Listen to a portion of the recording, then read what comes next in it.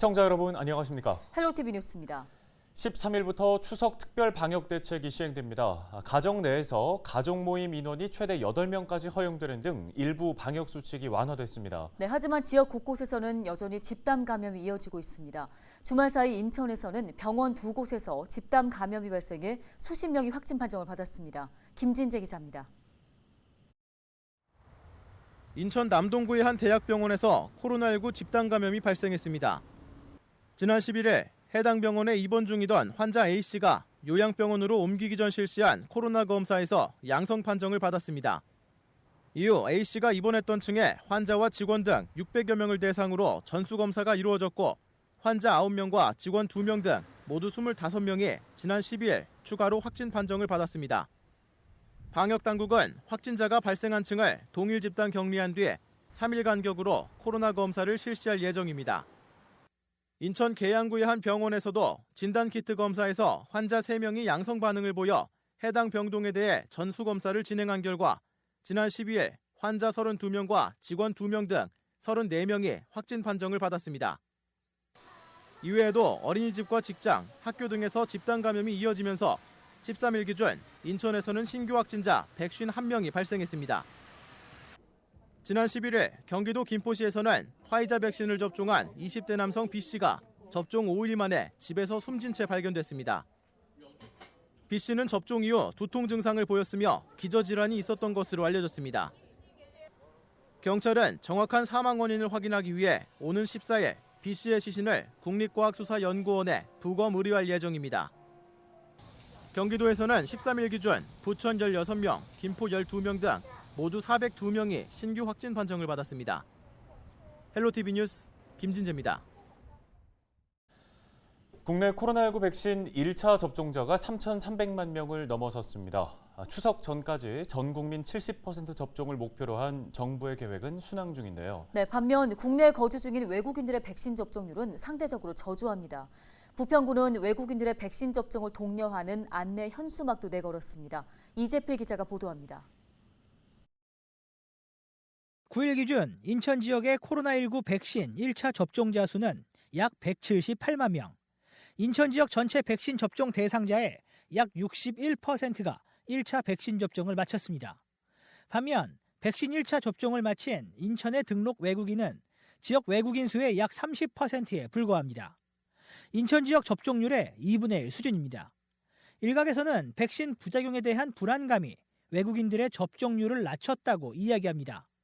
인천의 한 이주여성 지원센터 관계자는 연일 백신 부작용 사례가 보도돼 이주여성 커뮤니티 내에서 백신을 불신하는 목소리가 높은 상황이라며 안전하다고 백신 접종을 안내해도 잘 듣지를 않는다고 말했습니다. 하지만 의료 전문가들은 백신을 믿어도 된다고 강조합니다.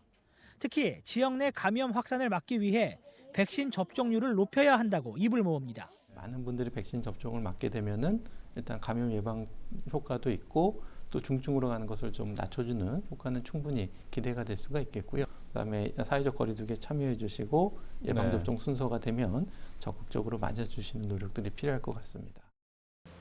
부평구는 외국인들의 백신 접종률을 높이기 위해 중국어 등 외국어로 된 코로나19 백신 접종 안내 현수막도 내걸었습니다. 불법 체류자를 포함해 지역에 있는 모든 외국인은 백신을 맞을 수 있습니다. 외국인 확진 환자들을 보면 자국 커뮤니티를 중심으로 코로나19가 전파되는 양상을 보이고 있습니다. 부평에 거주하거나 일하시는 외국인께서는 신분증과 여권을 지참하시고 가능한 빨리 보건소와 예방접종을 찾아오셔서 접종하시기 바랍니다. 정부는 추석 전까지 국민의 70%가 백신 1차 접종을 완료하는 것을 목표로 하고 있습니다. 위드 코로나를 앞두고 지역에서는 백신 접종률 높이기에 힘을 쏟고 있습니다. 헬로티비 뉴스 이재필입니다. 네, 앞서 보신 것처럼 지역 외국인들의 백신 접종률이 저조한 상황입니다. 김정근 다울빛 이주여성연합회 사무국장과 보다 자세한 이야기 나눠보도록 하겠습니다. 네, 국장님 먼저 인천 지역의 등록 외국인들의 백신 접종률이 인천 전체 접종률의 2분의 1 수준으로 낮습니다. 접종률이 낮은 이유는 어디에 있다고 보십니까?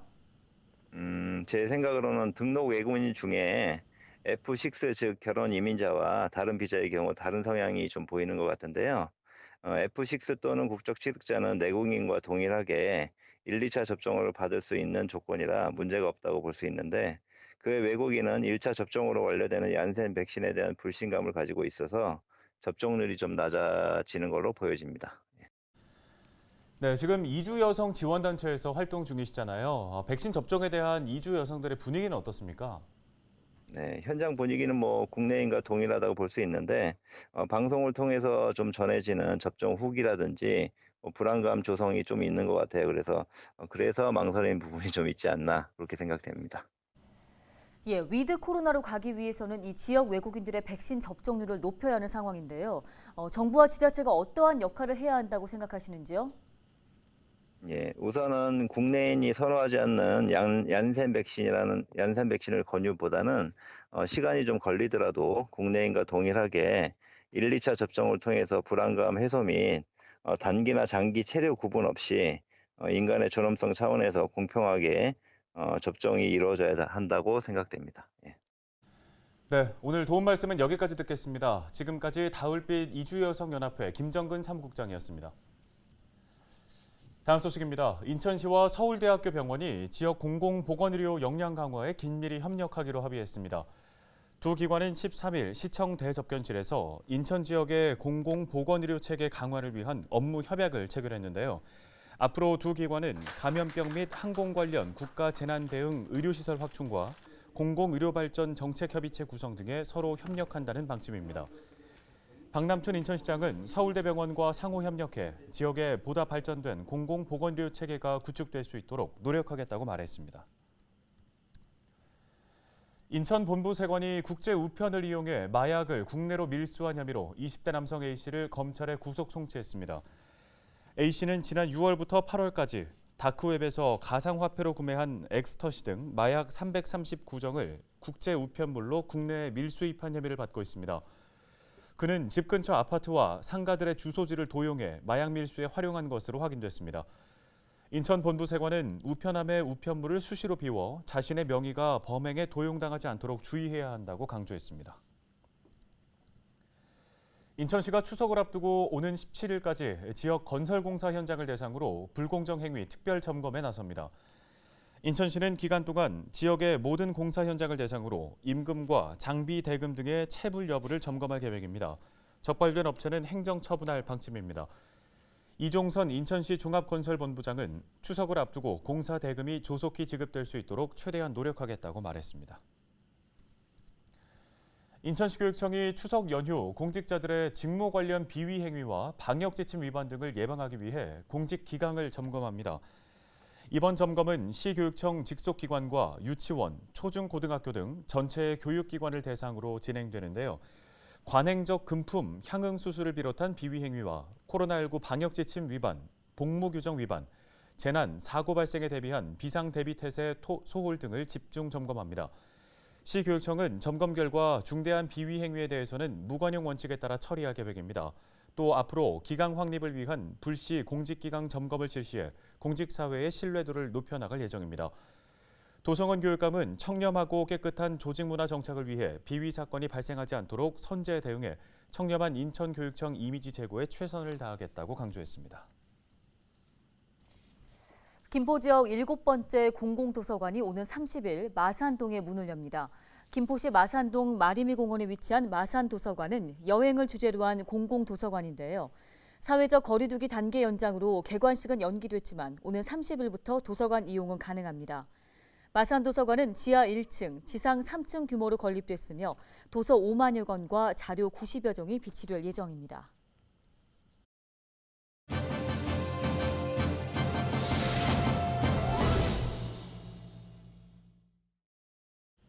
다음 소식입니다. 서울에서 합천까지 걸어서 가면 거리가 약 500km가 넘는다고 하는데요. 1km당 100만 원씩 모두 5억 원을 기부한 인물이 있어 화제입니다. 네, 바로 정인조 부천희망재단 이사장입니다. 화상 연결해서 이야기 나눠보겠습니다. 이사장님 안녕하십니까? 안녕하세요. 부천희망재단 정인조 이사장입니다. 예. 자, 먼저 서울에서 합천까지 약 500km 굉장히 먼 거리입니다. 이렇게 먼 거리를 걸어서 기부금을 마련하겠다는 각오를 하게 된 계기가 있으실까요? 예. 70평생 또 고향 떠나 반세기를 훌쩍 넘기면서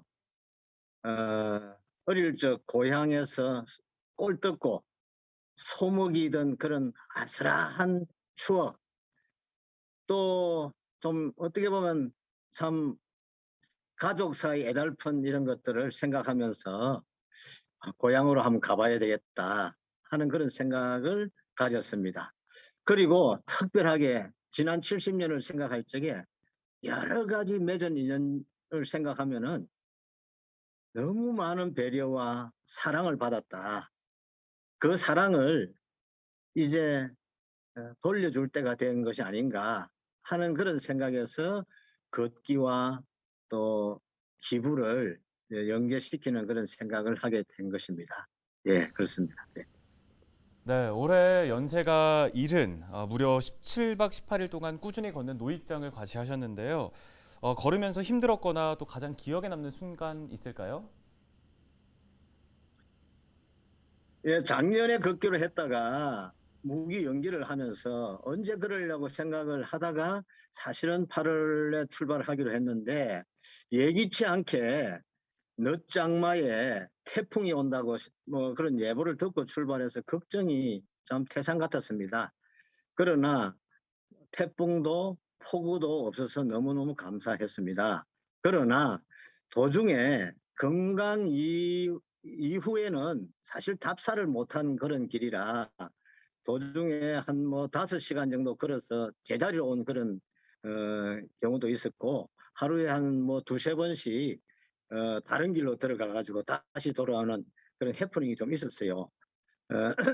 또 그 무주 구간에서 46km를 걷는 구간이 있었는데 무접에서 낮에 통문을 지나서 구천동까지 한 6만 보 46km를 걸었는데 도중에 오전 중에 너무너무 졸려서 오늘 하루는 그만 걸어야 되겠다 하는 그런 생각을 했으나 전심 이후에 다시 힘을 내서 46km 6만 보를 걸은 일도 있고요.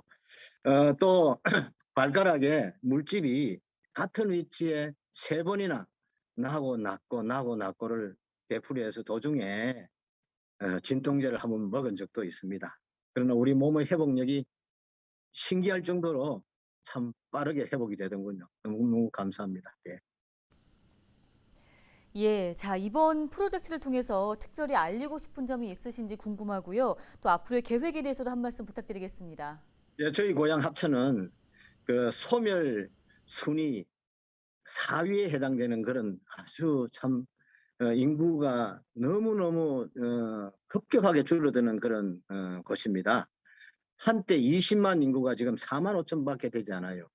농촌이 무너져 가고 있는 그런 현실 속에서 우리 출향인들이 고향 사랑을 해야 되겠다 하는 그런 생각도 하게 됐고 또 어떻게 보면 공동체 정신이 훼손되고 이런 곳에서 고향 사랑 운동이 일어났으면 좋겠다 하는 그런 바람도 갖게 됐고요.